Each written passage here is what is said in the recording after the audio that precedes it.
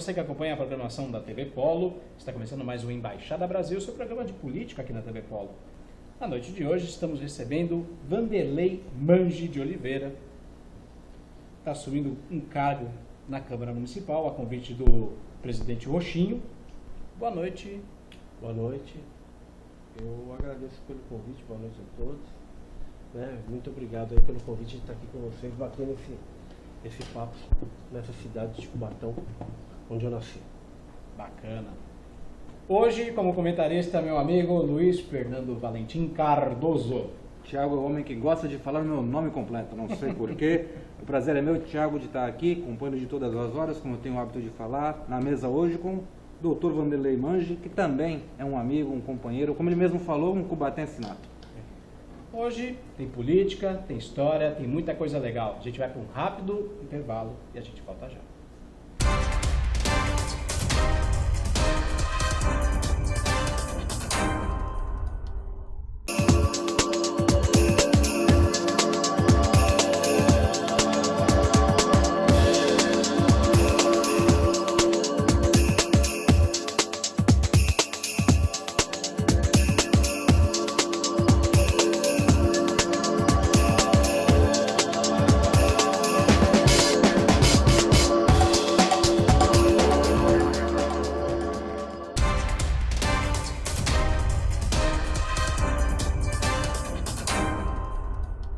De volta, Embaixada Brasil, primeiro bloco hoje com Vanderlei Mange. Vanderlei Mange tem 53 anos de idade, vai me corrigindo se estiver falando alguma besteira.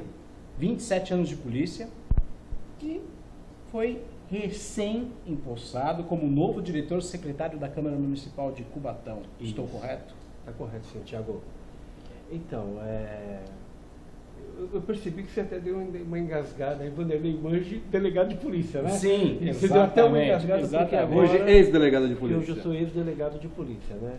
Eu fui aposentado por ato do governador agora dia 3 de maio, né? Eu fechei com 27 anos de polícia, 6 anos de prefeitura de Cubatão, 3 anos de Banco do Brasil e 1 ano e meio de Banco Itaú. Então, 38 anos e 2 meses, 38 anos de previdência, né? E 53 de idade. Então, hoje eu sou um ex-delegado de polícia. Teve uma carreira voltada para a área pública, né, doutor? Então, desses meus 38 anos, né, 37 foram de serviço público, né? Porque foi o Banco do Brasil, onde eu fui, meu primeiro registro em carteira. E um fato curioso é que meu primeiro dia de serviço no Banco do Brasil, meu primeiro registro em carteira foi dia 2 de maio de 1980. E eu fui aposentado 3 de maio de 2019. Quando né? o senhor começou a trabalhar, eu ainda não era nascido, doutor. Para você ver, então, o que me dá direito é que foi uma aposentadoria Daí você vê como eu sou jovem. Bastante, bastante. Uma aposentadoria justa, 38 anos e pouco de contribuição. Né? Se é que o senhor me permite, mas posso chamá-lo agora como Vanderlei? Sempre foi Vanderlei, né? O pessoal aqui, o doutor. Você sabe que no início da minha carreira, eu entrei um pouco em crise por causa disso, né? Porque... Não tinha o hábito das pessoas de chamarem de doutor? Não, você perde seu nome. Você perde seu nome. Doutor. E às vezes eu tinha assim, como eu vou te dizer, saudade de ouvir minha assessora me chamar de Vanderlei, né? Tanto é que agora, quando eu assumi a Câmara, né, como diretor-secretário lá, eu conversei, olha, pare de me chamar de doutor, meu nome é Vanderlei. Como foi receber esse convite, doutor? Como foi receber esse convite, Vanderlei? Então, vamos lá. Quase toda a minha carreira, os meus 27 anos como polícia, foram em Cubatão, né? Eu nasci na Costa 200, sempre morei aqui e tal, fiz minha carreira aqui. Mas nos últimos 2 anos eu estava afastado. Eu fiquei 1 ano em Praia Grande e recebi o convite para assumir como delegado titular de Bertioga. Eu estava lá em Bertioga e estava até um pouco desligado da questão política da cidade. Saía muito cedo para trabalhar, chegava de noite e tal. E eu estava no meu gabinete lá, de delegado lá em Bertioga. Eu recebi um telefonema do assessor do Júnior, né, do Antônio Carlos Noveto Júnior, o assessor, né, eu costumo dizer que hoje eu sou o braço esquerdo do Ruxinho. O direito é o Antônio Carlos. O Júnior é o braço direito, né, então eu recebi o convite do Júnior, doutor, tudo bem, o Júnior e tal, não sei o quê. A gente está aqui em Bertioga, numa casa aqui e tal, vem comer um churrasco com a gente aqui. o Roxinho está aqui e tal, não sei o quê. Eu falei, vou. E eu fui assim, realmente, para almoçar com eles, né? Bater um papo, descontrair. Bater um papo, fui parabenizá-lo, porque ele tinha... Isso foi um dia após ele ter ganho A a presidência presidência da Câmara. certo. Foi um dia após, né? Então eu pensei que era até um churrasco comemorativo. Foi 1 ou 2 dias depois. Churrasco comemorativo. E quando eu cheguei lá, então, para minha surpresa, eu recebi o convite formal do presidente, do eleito, né? O Roxinho, se eu gostaria de assumir. Formal e informal, que era um churrasco de amigos e tal. Então. E eu, logo de cara, eu aceitei o desafio, porque eu venho ensaiando uma aposentadoria desde 2016, né? Eu não sei se vocês se recordam, eu era um dos coordenadores da campanha do então candidato do Wagner Moura. Lembro. Isso Né? é PMDB. Pelo MDB, né? PMDB, Eu, né? Na época, eu, era PMDB. eu até digo mais, quando eu vi a chapa composta da campanha do Wagner, eu não acreditei. Eu pensei que o senhor seria o candidato a vice. Depois eu vi o senhor coordenando a campanha. Então, eu até poderia ter sido o candidato a vice realmente do Wagner naquela E oportunidade. por que não foi? Né? Então, porque o nome, acho que era do Dr. Paulo Rosa, era um nome excelente também, era um nome muito bom. Eu estava na polícia ainda. Na verdade, quando se definiu a questão da vice-candidatura, eu já não tinha mais tempo para me desincompatibilizar do meu cargo. Sim, porque é um prazo para afastamento. Como havia ainda a dúvida de quem seria, estava aberto, né? Tinham outros postulantes, não é? Só tinha o Dr. Paulo Rosa, tinha eu, o Luizinho, né? Que era o presidente do PPF, da cidade, né? O presidente do... Então havia alguns nomes como postulantes a vice. Nesse período, como ficou incerto, eu não quis me afastar, né? Então, quando chegou realmente o momento de bater o martelo, de definir quem seria o candidato a vice, eu já não tinha mais prazo para desincompatibilização. Certo. E nós definimos então que o menor nome seria o Dr. Paulo Rosa, como realmente foi, né? Bom, então ali eu já ensaiava, a gente chegou a um momento da pesquisa da campanha de 2016, 2 meses antes da eleição, propriamente dita, na liderança. E o que explica essa virada no jogo no final? Então, ali foram vários fatores, né? Foi a onda antipetista, né? Foi a onda azul do PSDB, o marketing, né? Do então candidato do Ademário, né? Do atual prefeito que ganhou a eleição, foi perfeito, né? O marketing, a equipe de marketing do Ademário conseguiu ali fixar a imagem do Wagner Moura junto ao PT, né? Então toda aquela rejeição que havia no governo naquela oportunidade, do governo da Márcia Rosa, do PT, toda aquela rejeição. Eu acredito que o senhor, como estava nascendo ali, tanto é que se concretizou 2 anos depois com a eleição do Bolsonaro, essa coisa das pessoas quererem que as coisas sejam mais transparentes, certas, né? Trazendo as coisas corretas, as leis para dentro da política, eu acredito até que se o senhor tivesse sido candidato, a possibilidade talvez teria sido um pouco maior para aquela chapa. Realmente, você agora me recordou 2 meses antes da eleição, você via qualquer pesquisa, o Wagner estava na dianteira, né? E houve uma virada assim, fora do comum. A campanha do Ademar foi perfeita, né? O menino lá que estava, o Felipe Takashi lá, ele foi cirúrgico, né? E aí veio uma pesquisa do Costa Norte e aí foi a pá de cal em cima realmente da campanha do Wagner. Mas ali eu ensaiava já a aposentadoria, porque quase na certeza de que o Wagner Moura seria o prefeito eleito, obviamente eu faria parte do secretariado do prefeito, caso fosse o Wagner. Então eu já ensaiava ali a aposentadoria. Não se concretizou naquela oportunidade, mas ficou o desejo, ficou a vontade. Por quê? Porque eu via que o meu trabalho na polícia já estava se encerrando realmente, né? Eu dei o melhor de mim dentro da polícia. Eu tenho uma pergunta para fazer para o senhor vai responder ali em 1 minuto, que já estamos chegando ao final do primeiro bloco.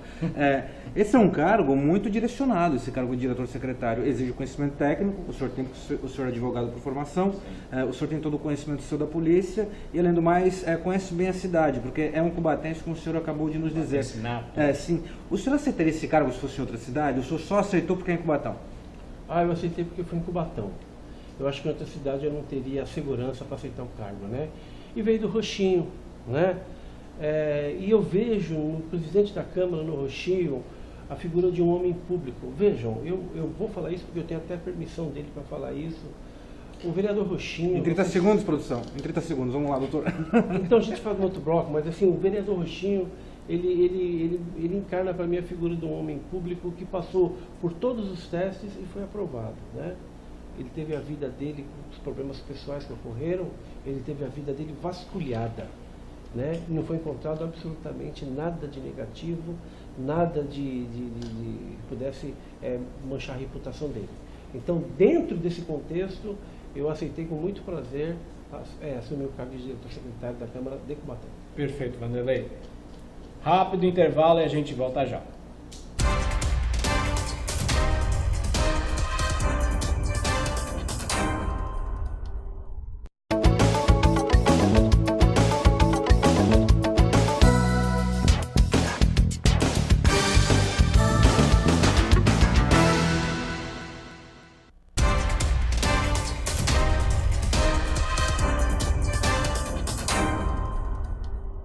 Estamos de volta com a Embaixada Brasil aqui pela TV Polo, hoje recebendo o Vanderlei Mangi. Vanderlei, você tem toda uma história aqui na cidade, morador da Cota 200, estudou em todas as escolas, mas diversas escolas aqui na cidade de Cubatão, do município, escolas municipais. Queria que você contasse um pouco da sua história para o pessoal aí que está acompanhando a gente em casa. A minha família, ela vem do Rio de Janeiro e vem para a Cota 200 para construir a Anchieta, né? O pessoal do DR. E meu pai e minha mãe se conheceram na Cota, se casaram na Cota, né? E eu nasci na casa da minha avó, na Cota 200, né? E a gente morava numa casa muito humilde, um barraco de madeira, né? Não tinha banheiro na minha casa, o banheiro era do lado de fora, a gente tomava banho de bica d'água, né? Eu me lembro que pouco antes da gente mudar, eu tinha meus 6, 7 anos de idade, a gente ia no mato, né, para buscar árvores para fazer caibo, para meu pai queria aumentar mais o cômodo da casa, mas na verdade que dormia eu, meu pai, minha mãe com meus 3 irmãos, um quarto só, sala, cozinha e não tinha banheiro. Daí lá fora. Todos homens? Não, tem uma menina, tem uma menina. Você é o mais velho, não? Não sou do meio. E depois nós viemos para o 31 de março, né, onde foi em 1973. Eu estudei na antiga Escolas Agrupadas da Cota 200. Escolas Agrupadas? Escolas Agrupadas da Cota 200. Existiu o Cubatão de cima, na Fabril? E aí vim para o 31 de março, que na época era a Escola Estadual Jardim 31 de Março e depois passou para José da Costa, né? Me formei lá e tal, depois passei a época no Schmidt e aí nessa época eu entrei no Banco do Brasil com 14 anos de idade. Foi feito um concurso na época, né, para menor aprendiz, e pediram que os colégios encaminhassem os 3 melhores alunos do colégio. E eu fui escolhido no 31 de março e acabei passando. O doutor Vanderlei revelou que era Caxias desde jovem, gostava de estudar. Eu sempre fui.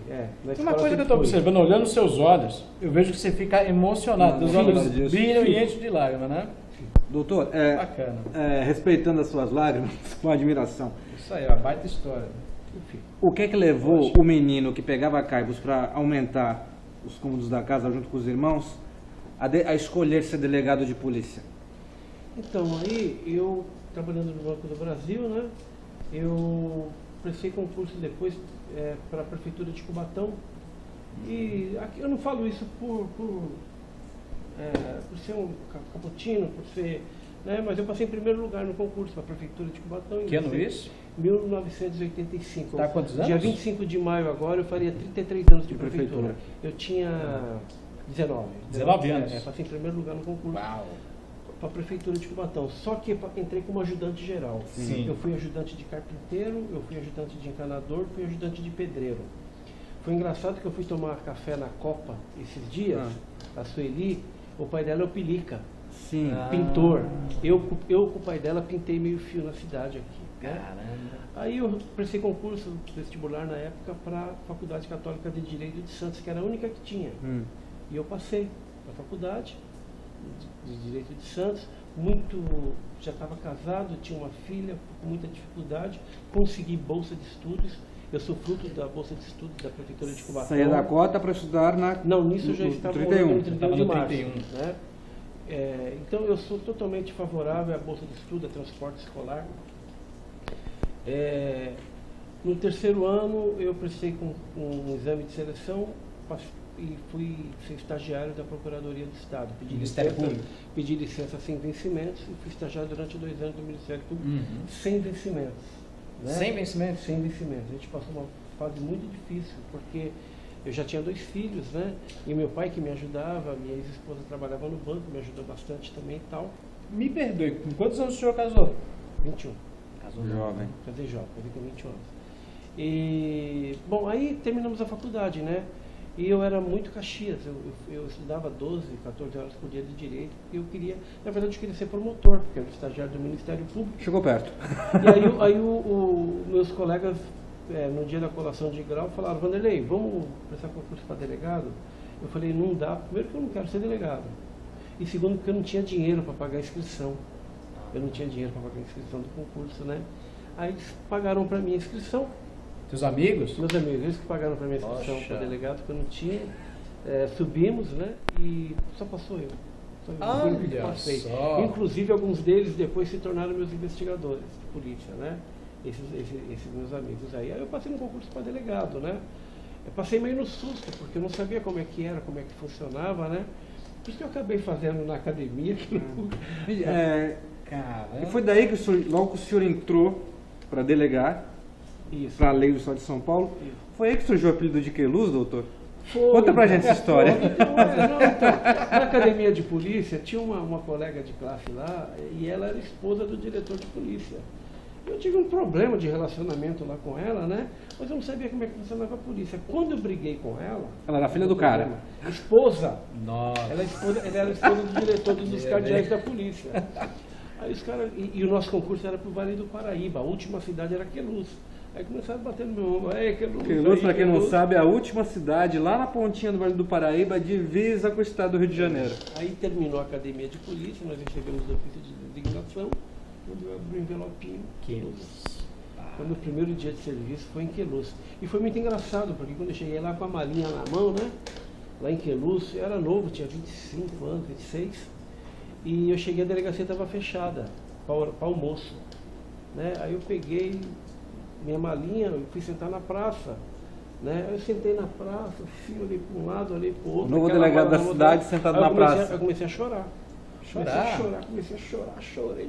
E qual o motivo desse choro? Eu falei: meu Deus, o que eu estou fazendo aqui longe da minha casa, longe do meu pai, da minha mãe, dos meus filhos, da minha esposa, numa cidade que eu não conheço nada, né? Aí deu 1h, eu voltei para a delegacia com a mala na mão, fui atendido por um funcionário lá. Eu falei assim: por favor, eu queria falar com o delegado, porque era para ele estar me esperando lá, doutor Natal, né? Aí o funcionário falou, não lembro quem que era, falou assim: olha, o delegado daqui já foi embora, foi para Cruzeiro, né? Nós estamos esperando o novo delegado chegar. Eu falei: então, muito prazer, sou eu mesmo, né? Com essa simplicidade toda. E ali eu comecei a minha carreira de delegado, né? Foi uma carreira humilde, né? Mas foi uma carreira limpa, foi uma carreira, né? E assim, o que eu queria deixar, não sei como vai ser o decorrer do programa, mas eu já queria aproveitar esse momento para quem viu essa história. Várias vezes eu fui a pé do Fórum de Santos até a Faculdade de Direito, porque eu não tinha dinheiro para pagar passagem. Chegava na faculdade, não tinha aula, eu não tinha dinheiro para voltar para casa, não tinha passe, porque eu voltava no transporte escolar. Eu bebia água para matar a fome, entendeu? Eu cheguei a dividir. Doutor, vamos lá. Eu cheguei a dividir com uma colega. Eu tinha dinheiro para comprar uma Coca-Cola, ela tinha dinheiro para comprar uma coxinha, a gente rachava a coxinha, a Coca-Cola. E ali fazia o Foi lanche. assim. Só que como não tinha aula, eu ia para a biblioteca estudar. Doutor, me diga uma coisa. Eu não ia para o bar para beber, eu não ia me embriagar. Eu fiz 4 anos de faculdade, eu estudei. E aí, se eu passei no primeiro concurso que eu fiz, eu colei grau em fevereiro. Em maio eu já era delegado de polícia. Então, o que eu quero deixar, e eu tinha muita pressa em me aposentar, é para falar para essa molecada, para essa moçada de Cubatão, né, que se eu conseguir, eles conseguem também. Eu vim da favela, eu vim da cota, de pais pobres também, passamos necessidade. Eu lembro de comer arroz puro na minha casa, não ter banheiro na minha casa. Mas a única coisa que pode mudar a vida de uma pessoa é a educação. é o conhecimento. Então, eu não sei quem está me assistindo, se está na Vila Esperança, se está na Vila Siri, se está na Vila Natal, se está na Cota. Você pode ser sim delegado, você pode ser juiz, você pode ser promotor, né? Porque isso depende de você. Tem facultativa em concurso público? Tem, mas o bom não tem como não passar. Então tem que estudar, né? Eu sou fruto do estudo, eu não sou fruto de nada, né? Não conhecia ninguém na polícia, não sabia de nada, né? Eu era um laranja lá dentro, né? Mas passei e fiz uma carreira. Fui delegado de trânsito, fui diretor de cadeia, fui titular de município, trabalhei em todas as delegacias da Baixada Santista, né? E hoje, esse cargo de diretor-secretário é apenas, acho que, o fruto do reconhecimento de um trabalho que eu fiz, né? Eu considero isso um coroamento pela sua bela carreira, viu, doutor? Tiago? Gente, vou ter que interrompê-los. Vamos para um rápido comercial. Sim. Comercial não, intervalo. Estamos na TV comunitária. Intervalo e voltamos já.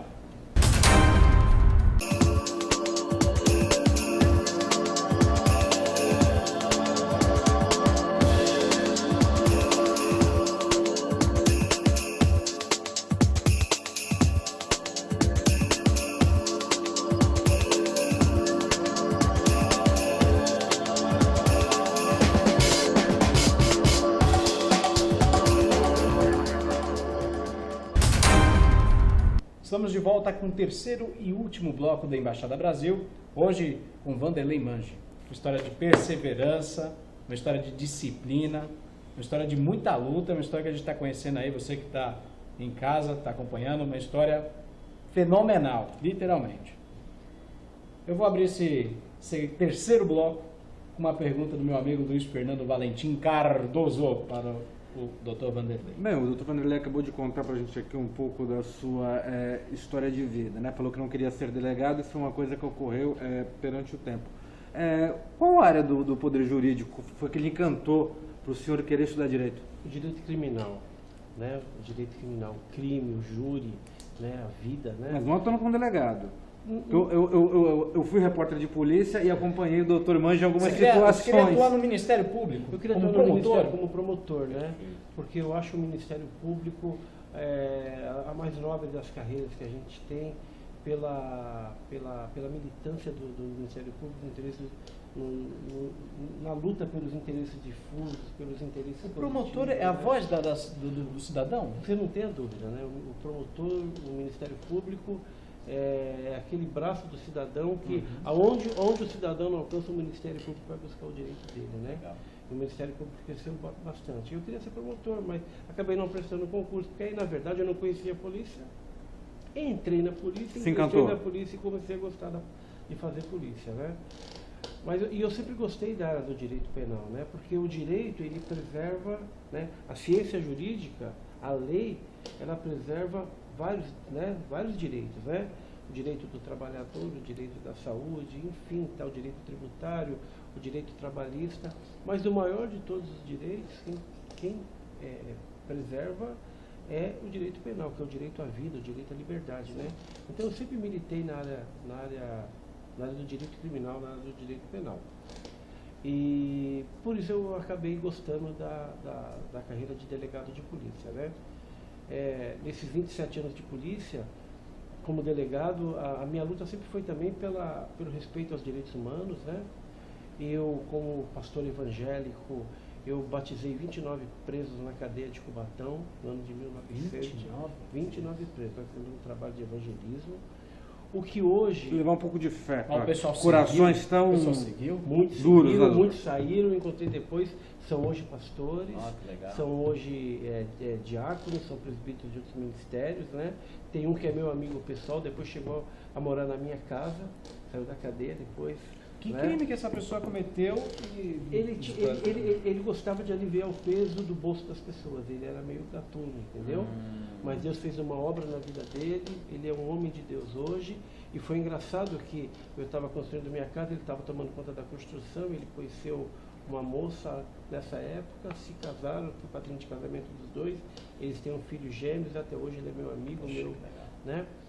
O que uma organização criminosa faz hoje no Brasil, eu fazia já em 1994, eu levava a cesta básica, a gente recolhia a cesta básica na igreja para levar para a família dos presos carentes. Doutor, o senhor está falando de trabalho social, uma coisa que o senhor já atua faz tempo, até dentro da polícia, palavras do próprio doutor Vanderlei Mangi. E eu fiquei sabendo que o senhor tem uma parceria aqui em Cubatão com uma delegada da cidade, que vocês continuam fazendo esse trabalho social. A doutora Mayla, a Didi, já esteve aqui com a gente, e é a respeito da segurança feminina, um trabalho contra o feminicídio, não é isso? Isso, é um trabalho de resgate. Se não me engano, é Homem Sim Consciente Homem também. Sim Consciente também, né? Só uma observação, você criou o primeiro núcleo de apoio à mulher, é isso mesmo? Criei. O primeiro núcleo de apoio à mulher contra vítimas de violência doméstica em Bertioga. Como Bertioga não tem uma delegacia da mulher, eu aprendi com a Mayla e além, né? Na verdade, a minha grande inspiração foi a doutora Mayla, né? A Mayla, ela veio para fazer a diferença em Cubatão. A doutora Mayla veio para fazer, ela foi além do cargo de delegado. O que ela está fazendo, ela não ganha para isso, né?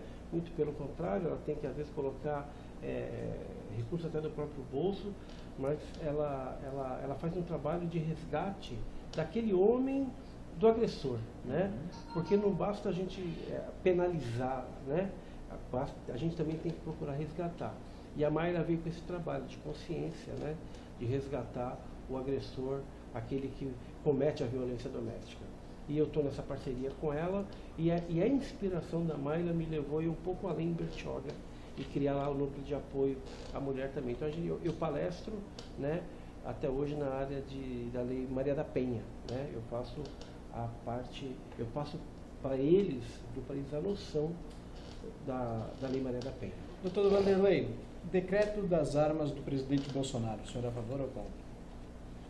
Então, eu sou a favor da legalização, né, da abertura e da facilitação do porte de arma de fogo. Eu sou a favor, porque eu vi muita gente morrer, né?